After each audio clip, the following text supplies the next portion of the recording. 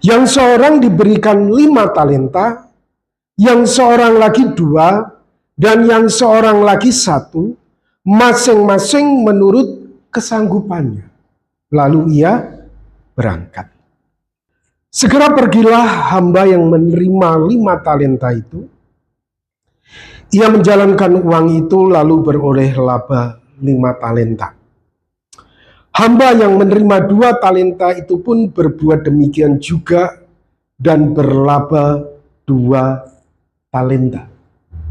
Tetapi hamba yang menerima 1 talenta itu pergi dan menggali lubang di dalam tanah, lalu menyembunyikan uang tuannya.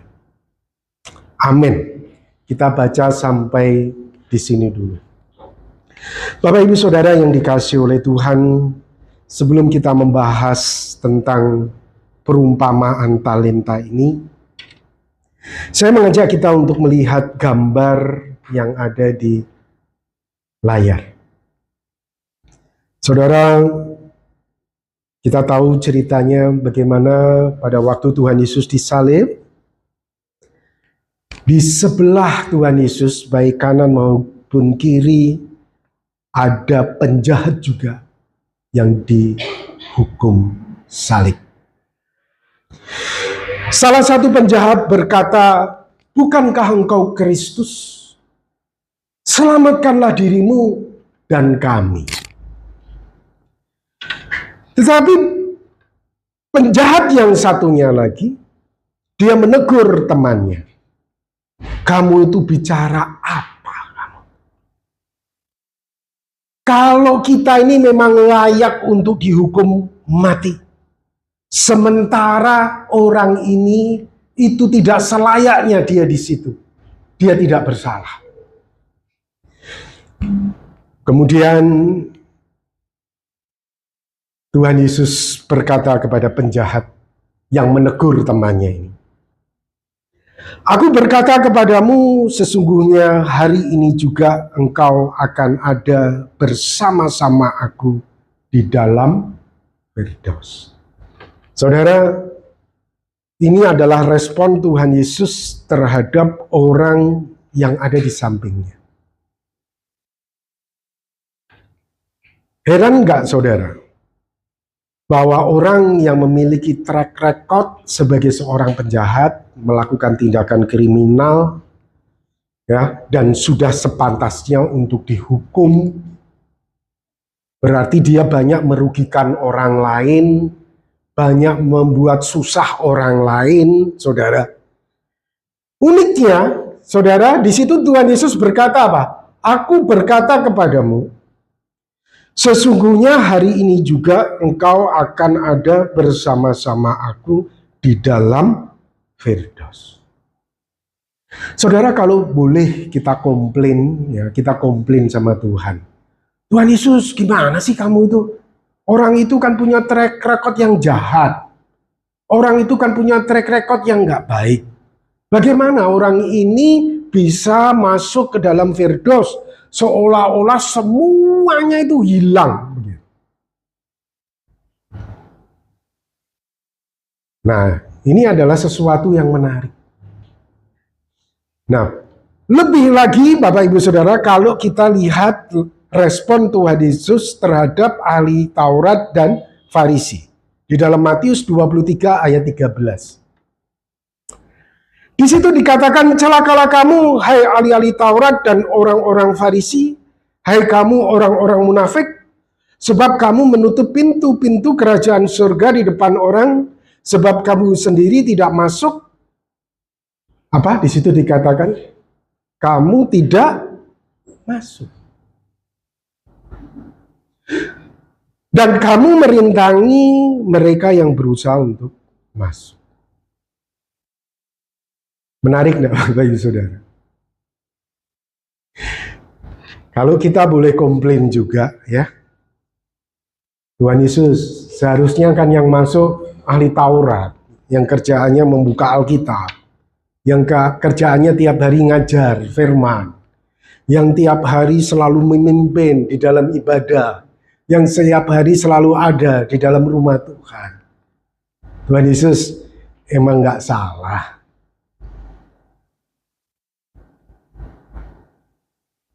Saudara, timbul tentunya pertanyaan, ya. Mengapa penjahat itu justru masuk surga, sementara ahli Taurat dan Farisi tidak? Betul nggak?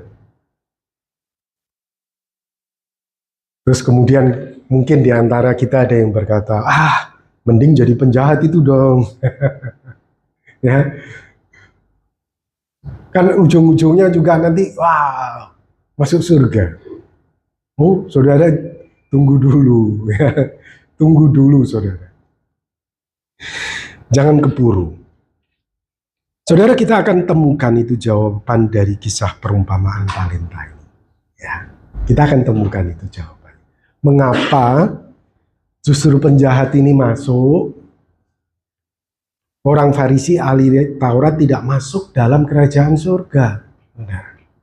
Nah, kemudian setelah itu dikisahkan dalam perumpamaan tentang talenta itu, Tuhan itu pulang dan adakan perhitungan dengan hamba-hambanya. Tadi masing-masing kan sudah dikasih 5 talenta, ada yang dikasih 2, ada yang dikasih 1 menurut kesanggupannya agar mereka bekerja. Nah, sekarang tuannya ini pulang mengadakan perhitungan. Kemudian datanglah hamba yang diberi 5 talenta. Hamba yang menerima 5 talenta itu datang dan ia membawa laba 5 talenta. Slide-nya lanjutnya. Katanya, Tuan, 5 talenta Tuan percayakan kepadaku. Lihat, aku telah beroleh laba 5 talenta. Kemudian kita lihat bagaimana penilaian tuannya terhadap kinerja hamba tersebut. Maka kata tuannya itu kepadanya, baik sekali perbuatanmu itu, hai hambaku yang baik dan setia. Engkau telah setia dalam perkara kecil, aku akan memberikan kepadamu tanggung jawab dalam perkara yang besar.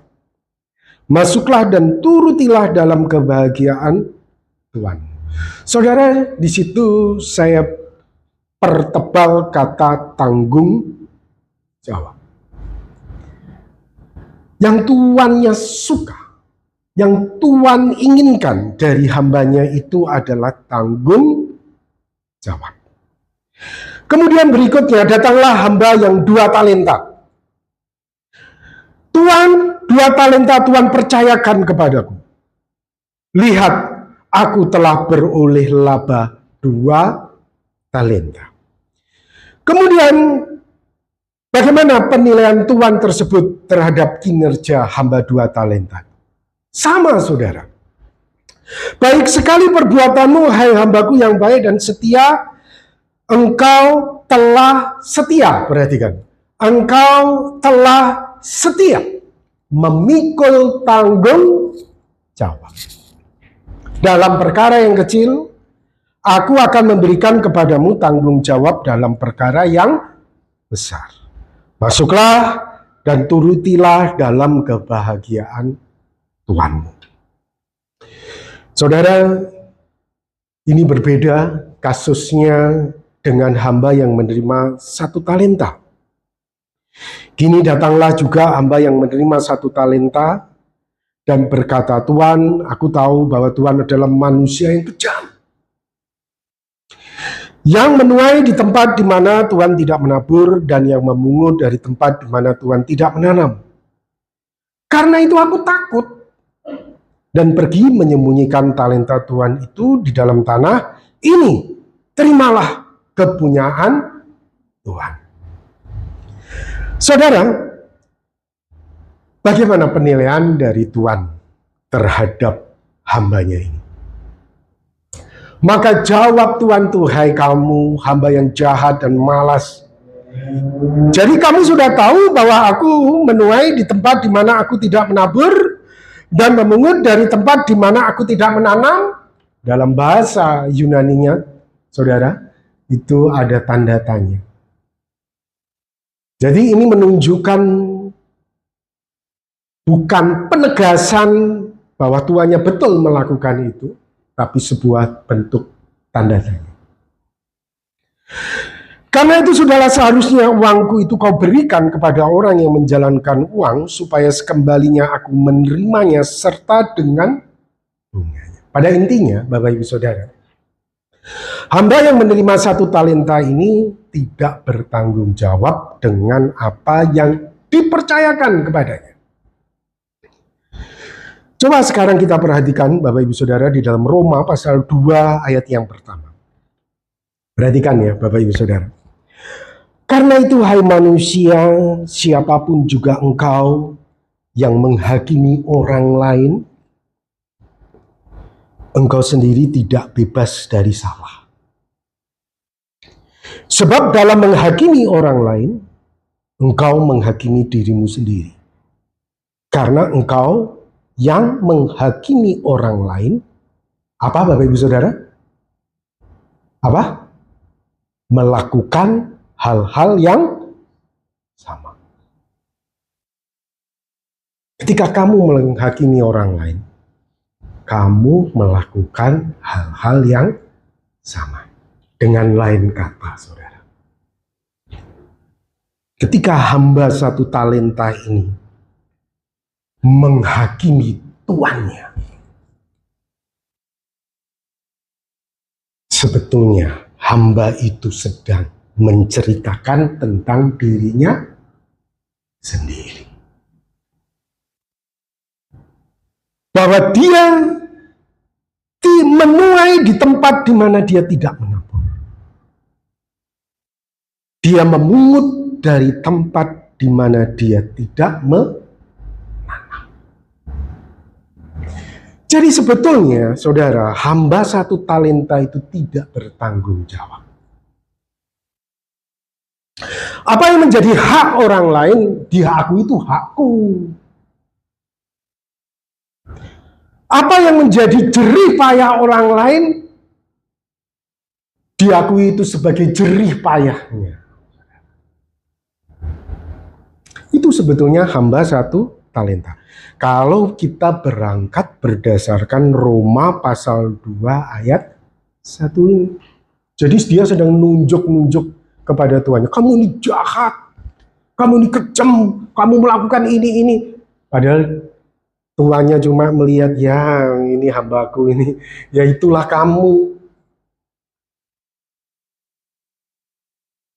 Coba slide berikutnya. Jadi Bapak Ibu Saudara, perhatikan di sini. Di situ ada tanda tanya. Dengan bahasa kita, ya, kalau saya yang jadi tuan itu, saya akan berkata, yang benar aja. Bukannya justru kamu yang melakukan semuanya itu. Yang benar aja. Kamu memungut di mana kamu tidak menanam, kamu menuai di mana kamu tidak menabur. Lanjut slide. Sebab itu ambillah talenta itu daripadanya dan berikanlah kepada orang yang mempunyai 10 talenta. Karena setiap orang yang mempunyai tanggung jawab, kepadanya akan diberi sehingga ia berkelimpahan. Tetapi siapa yang tidak mempunyai, apapun juga yang ada padanya akan diambil daripadanya. Campakkanlah hamba yang tidak berguna itu ke dalam kegelapan yang paling gelap. Di sanalah akan terdapat ratap dan gertak gigi. Saudara, saya membuat tabel seperti ini. Ya. Hamba yang dapat 5 talenta, kinerjanya, prestasi kerjanya dapat laba 5 talenta. 2 talenta dapat laba 2 talenta. Yang 1 talenta tidak ada laba, saudara. Ya. Penilaian dari tuannya. Oh, hamba 5 talenta ini bertanggung jawab.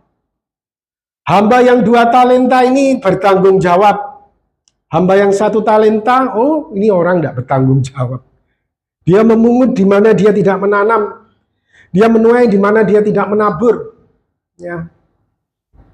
Jerih payah orang lain kamu akui itu sebagai jerih payah kamu. Ya, kamu nggak ada tanggung jawab. Hasilnya, Bapak Ibu Saudara, dia masuk ke dalam kebahagiaan tuannya. Yang 5 talenta. 2 talenta masuk ke dalam kebahagiaan tuannya. 1 talenta tidak masuk ke dalam kebahagiaan tuannya. Saudara, dari perumpamaan ini kita belajar satu kebenaran tentang pentingnya tanggung jawab. Saudara, demikian juga dengan kita. Tuhan memberikan kepada kita talenta berbeda-beda. Ada yang jadi pedagang, ada yang jadi nelayan, peternak, politisi, petani, dan banyak hal. Yang Tuhan inginkan dari kita cuma satu, Bapak Ibu Saudara, tanggung jawab. Dengan talenta kita masing-masing, bukan talenta orang lain, Saudara. Dengan talenta kita masing-masing yang Tuhan berikan kepada kita. Yang Tuhan mau kalau kita punya 1 talenta, Tuhan tidak neko-neko kok, Saudara. Tuhan tidak minta kita yang punya 1 talenta untuk kita bisa menghasilkan 5 talenta, enggak, Saudara. Yang 1 talenta ini Tuhan cuma mau 1 labanya. Yang 2 talenta juga demikian. Yang 5 talenta juga demikian. Tapi tadi yang 1 kemudian dikasih, Saudara, itu berbicara hidup kekal nanti. Berbicara tentang kelimpahan itu nanti. Selama kita hidup di dunia, sebelum Tuhan Yesus datang, yang dia minta itu sesuai dengan kesanggupan kita. 1, 1, 2, 2, 5, 5. Saudara, penting sekali tanggung jawab. Hal ini juga berlaku, Bapak Ibu Saudara, terhadap segala tindak tanduk yang kita lakukan. Tuhan pengen kita ini bertanggung jawab. Pada waktu Adam dan Hawa melanggar perintah Tuhan. Ya, Saudara, Adam dan Hawa kan melanggar perintah Tuhan. Tuhan tanya, Adam, gimana sih kamu itu kok bisa melanggar perintahku? Makan buah terlarang. Adam kemudian berkata apa, Saudara? Itu Hawa. Saudara, orang yang punya tanggung jawab, Tuhan, aku salah. Aku siap terima risiko. Yang dilakukan Adam apa? Dia menyalahkan Hawa. Ini udah tidak punya tanggung jawab.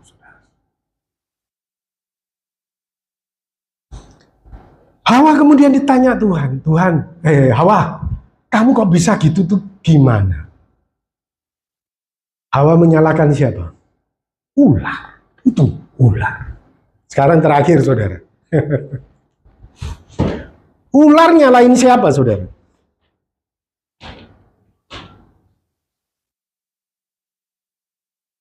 Kan semua nggak bertanggung jawab ini, betul ya? Ular nyalain siapa? Berdasarkan perumpamaan talenta tadi,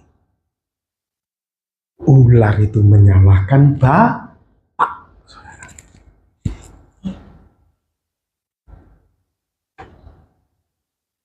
Ular itu menyalahkan bapak, Saudara. Dengan lain, aku begini, ya kalau mungkin ya itu kan gara-gara kamu. Saudara, inilah sebetulnya yang terjadi dengan ahli Taurat dan orang Farisi. Gimana ceritanya Pak Robi, ahli Taurat orang Farisi kok digambarkan seperti Adam, Hawa, dan ular? Ya. Saudara, satu hari Tuhan Yesus pernah menceritakan tentang orang Farisi yang berdoa di bait Allah dan juga pemungut cukai. Kita lihat ya gambarnya tadi. Lanjut. gambar orang Farisi. Dia berdoa, saudara. Tuhan, aku bersyukur. Aku bukan pencuri. Aku bukan perampok. Aku punya track record yang bagus. Namaku tidak buruk di dalam kepolisian. Aku punya prestasi yang bagus. Aku orang suci yang setiap hari melayani di bait Allah. Aku ini orang yang baik. Aku bersyukur aku ini tidak seperti pemungut cukai itu. Ini orang Farisi berdoa. Sementara pemungut cukai itu berdoa, Tuhan, aku ini orang berdosa. Dengan lain kata, aku siap tanggung resiko apa yang telah kau lakukan. Aku orang buruk. Hukuman yang kau berikan, aku siap untuk tanggungnya. Akhirnya Bapak Ibu Saudara, Tuhan Yesus berkata, dari dua orang ini, mana yang dibenarkan? Pemungut cukai itu. Ya, yang dibenarkan pemungut cukai. Sementara ahli Taurat dan Farisi itu apa sih sebetulnya? Kenapa ditolak? Ya, ini baru slide yang ini. Dia kerjaannya hanya pencitraan tanggung jawab, saudara. Nah, ini bedanya, saudara. Coba perhatikan di dalam Matius 23 ayat 14. Celakalah kamu, hai ahli-ahli Taurat, orang-orang Farisi, hai kamu orang-orang munafik. Sebab kamu menelan rumah jalan janda yang sedang kamu apa? Mengelabui. Sedang kamu itu cuma pencitraan saja sebagai orang kudus, orang baik, orang penuh tanggung jawab. Padahal sebetulnya kamu apa yang kamu lakukan? Kamu memungut di mana kamu tidak menabur. Kamu menuai di mana kamu tidak menanam. Saudara, kamu hanya pencitraan aja sebagai orang yang penuh tanggung jawab, orang yang baik, dengan doamu yang panjang-panjang. Oleh sebab itu Tuhan Yesus berkata, kamu pasti akan menerima hukuman yang lebih berat. Walaupun mungkin memang track recordnya dia di dalam kepolisian itu bersih. Tidak ada sesuatu yang buruk. Karena semuanya yang dilakukan cuma pencitraan, saudara. Bisa mengakali sistem untuk bisa lolos dari jerat hukum. Bisa mengakali semua kondisi lingkungan, saudara, sehingga dia nampak sebagai orang yang baik. Oleh sebab itu tidak heran Tuhan Yesus pada akhirnya berkata, kamu gak masuk. Karena semuanya hanya pencitraan. Saudara, biarkanlah firman Tuhan ini menyadarkan dan mengingatkan kita agar kita tidak jatuh dalam pelanggaran yang sama yang dilakukan oleh ahli Farisi dan ahli Taurat. Coba kita sekarang perhatikan, saudara. Apa yang dikatakan penjahat di samping salib Kristus? Lihat. Tidakkah engkau takut? Juga tidak kepada Allah, sedang engkau menerima hukuman yang sama. Perhatikan, kita itu memang layak dihukum. Bahasanya dia, kita itu memang layak dihukum. Ini bentuk tanggung jawab. Aku terima hukuman itu, ya memang aku harus terima. Aku salah, dan aku terima ini. Dia tidak berusaha untuk ngakali hukum, saudara, untuk bisa lolos dari jerat hukum. Dia menyadari dia salah, ya dia terima. Kita itu memang selayaknya dihukum. Sebab kita menerima balasan yang setimpal dengan perbuatan kita. Tetapi orang ini tidak berbuat sesuatu yang salah. Orang ini tidak melakukan salah. Kalau kita itu memang harus dihukum. Terima. Nah, mungkin di antara kita ada yang bertanya, tapi Pak Robi dia kan jahat. Masa lalunya kan buruk. Saudara, memang kita tidak membahas, Alkitab tidak membahas tentang latar belakang orang ini. Ya. Tapi saudara, kita perlu menyadari, ya, kadang orang melakukan kejahatan itu bukan keluar dari dirinya, tapi dia terjebak dalam sistem kondisi sosial yang membuat dia menjadi jahat. Kadang, ya. Dan itu saya katakan mungkin terjadi dengan penjahat ini, saudara. Contoh, kalau saya perhatikan, orang bisa jadi pelacur, itu bukan karena kemauan dia mau jadi pelacur, saudara. Karena mungkin dia diculik, dia dipaksa, sehingga akhirnya dia ditangkap polisi dan dia dimasukkan penjara karena kamu seorang pelacur. Padahal hatinya mengatakan apa? Kalau aku bisa lolos dari kondisi ini, aku akan keluar dari kondisi. Aku gak bisa. Aku korban penculikan. Situasi ini, saya katakan kemungkinan penjahat ini adalah penjahat yang sama. Bagaikan pelacur tadi. Memang aku salah melakukan pelacuran. Ya sudah, sepantasnya aku ini dihukum. Tapi kita perhatikan, sebetulnya dia itu orang yang bertanggung jawab, saudara. Nah, heran kemudian Tuhan Yesus berkata, hari ini engkau bersama-sama dengan aku masuk ke dalam Firdaus. Karena Tuhan melihat track recordnya dia sebetulnya bukan manusia ya saudara. Tuhan dari kacamata Tuhan itu melihat track record orang ini orang bertanggung jawab. Dia jatuh ke dalam kejahatan bukan karena dia tidak bertanggung jawab, tapi karena kondisi sistem dia ketangkep di situ. Sehingga akhirnya track recordnya ada di kepolisian sebagai seorang penjahat, pelaku kriminal.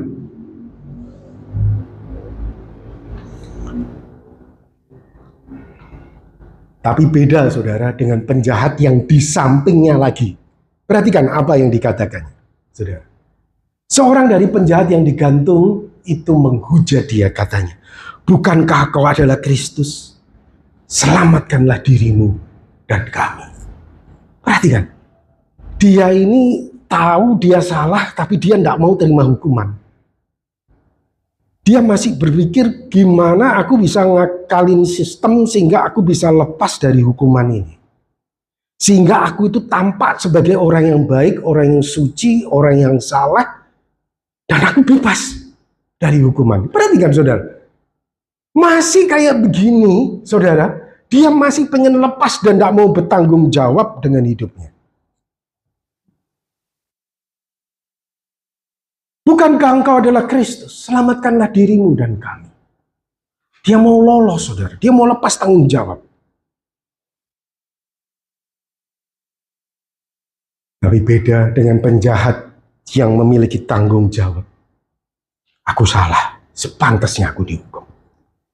Hasil akhirnya apa? Tuhan Yesus berkata ya, sesungguhnya hari ini juga engkau akan ada bersama-sama aku di dalam Firdaus. Saudara, yang Tuhan inginkan dari kita adalah tanggung jawab dengan karunia talenta yang kita miliki masing-masing. Mari kita semua belajar, saudara, untuk memiliki pribadi yang bertanggung jawab. Mungkin di antara kita hari ini sedang ada dalam masalah.